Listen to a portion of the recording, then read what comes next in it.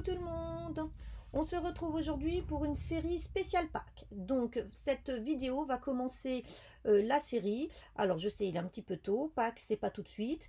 Mais comme je ne publie pas tous les jours comme certaines scrapeuses, le temps que je puisse vous proposer un certain nombre de choses, il va me falloir plusieurs semaines.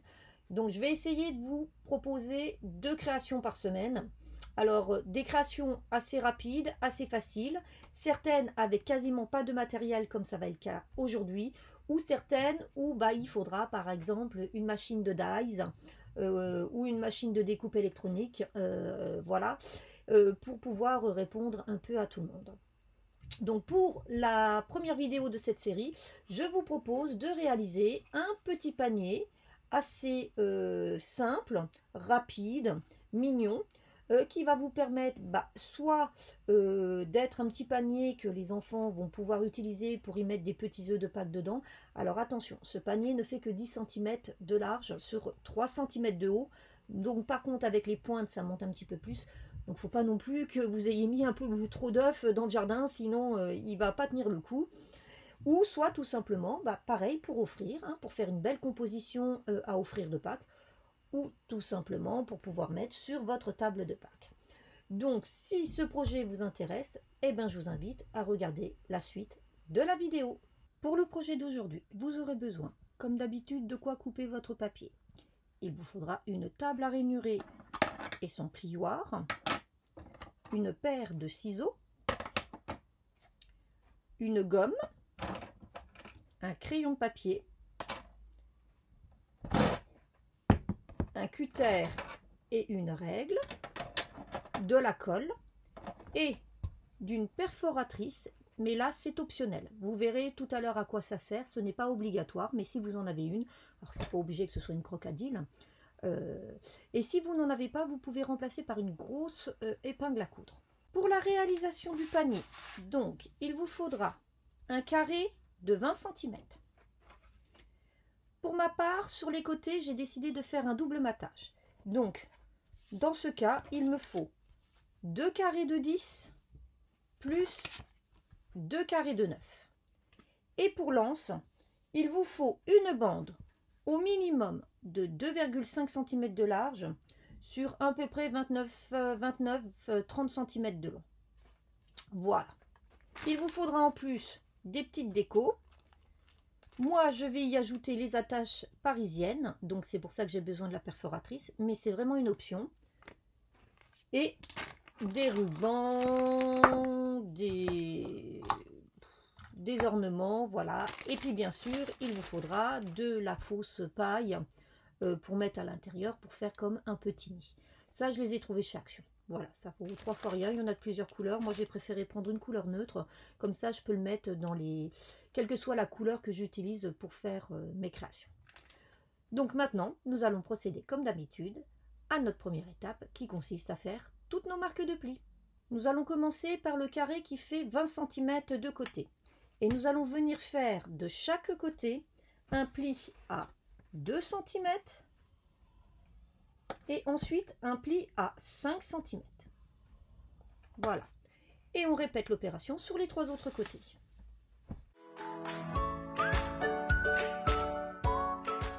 Et voici notre résultat. Maintenant, nous allons venir nous occuper de nos carrés, de nos petits carrés. Et là, c'est très simple. Nous allons venir faire sur chacun une marque de pli dans une des diagonales. Voilà. Et on fait ça pour les 2 ou 4 morceaux, suivant qu'on a décidé de faire un double matage ou pas.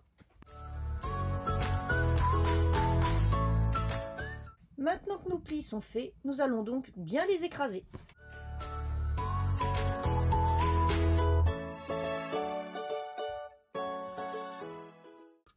Donc maintenant, nous allons passer à notre seconde étape qui est la coupe.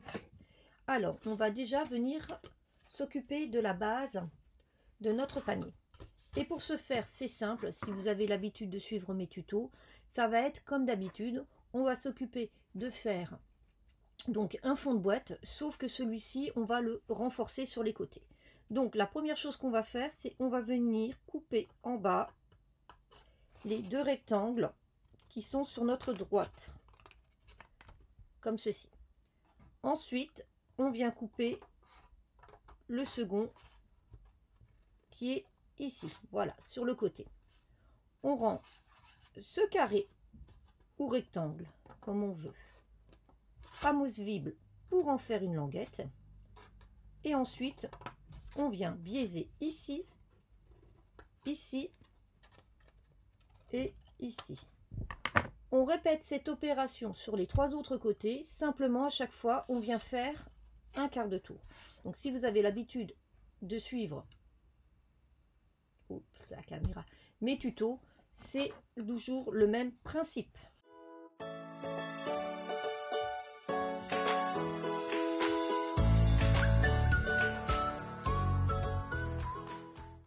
Donc voici notre résultat. Maintenant, nous allons nous attaquer à ces 4 carrés. Et là, c'est très simple. On va venir prendre une règle et un cutter et on va venir les couper dans la diagonale, mais dans celle qu'on n'a pas marquée.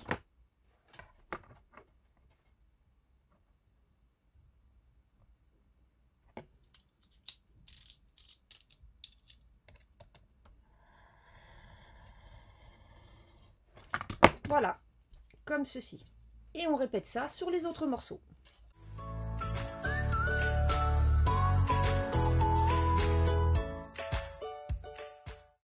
Donc maintenant, nous allons procéder au montage de notre panier. Donc nous allons commencer dans un premier temps par faire le socle de notre panier. Et pour ce faire, nous allons donc venir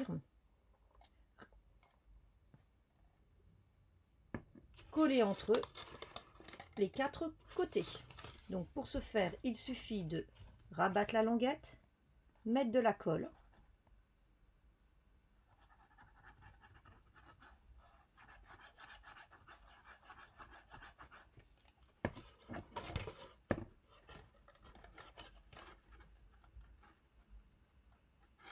de bien s'aligner au niveau de l'arête, et une fois que c'est fait, de prendre son plioir et de donner un bon coup dessus pour chasser l'air et faire adhérer. Voilà. Et on procède sur les 3 autres côtés.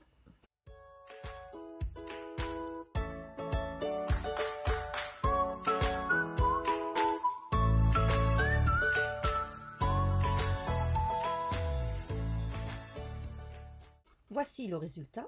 Et maintenant que c'est bien sec, on va venir, comme d'habitude, rentrer nos rabats et les coller pour solidifier nos côtés.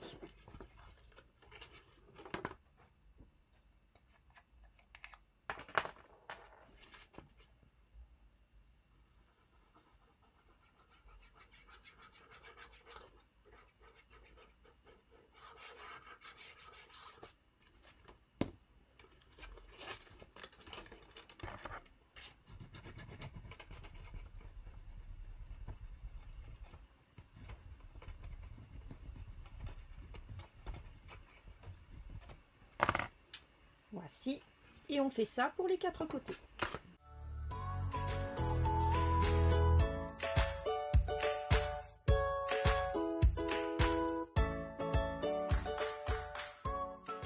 Maintenant, nous allons nous occuper de nos triangles.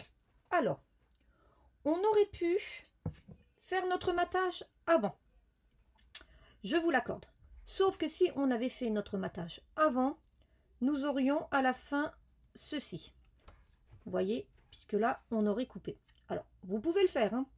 Moi, par contre, je veux un matage tout autour. Donc, c'est pourquoi j'ai décidé de faire mon matage après. Alors, c'est sûr que c'est un peu plus délicat, mais moi, je trouve que c'est plus joli.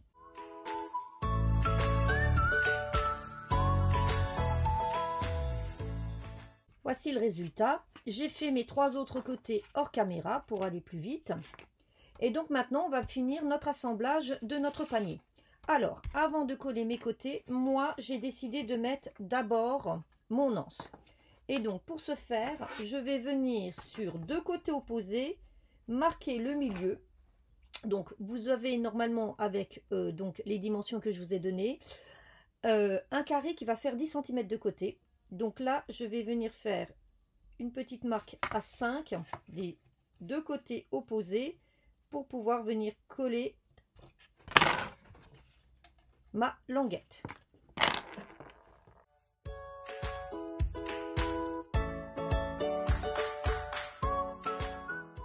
Voilà ce qu'on obtient. Donc là, je vais laisser sécher tranquillement et ensuite je vais venir de chaque côté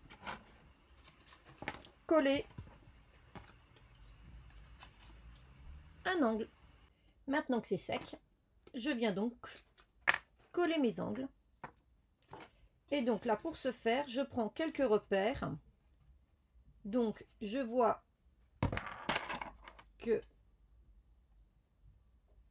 ici et ici, je ne dois pas mettre de la colle jusqu'en haut.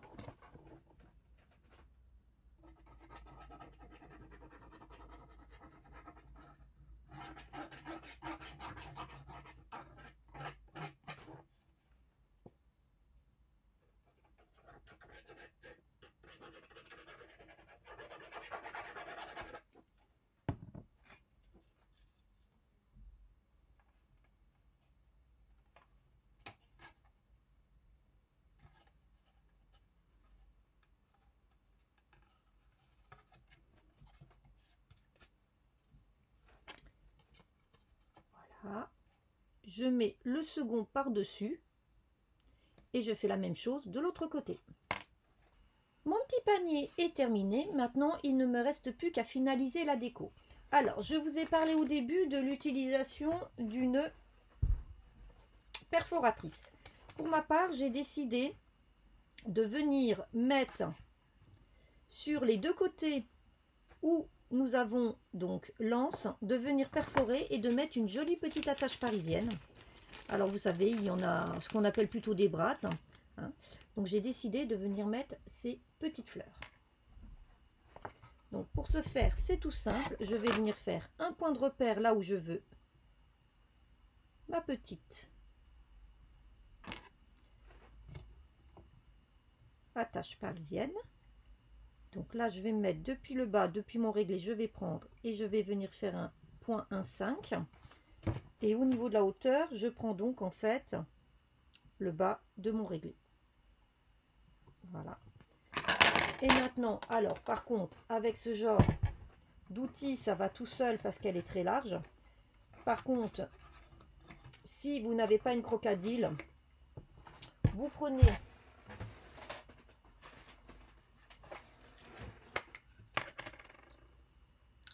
une grosse aiguille à coudre et vous venez tout simplement percer avec. Alors, il va falloir mettre un peu de force, hein. Voilà. Et une fois que c'est fait, vous n'avez plus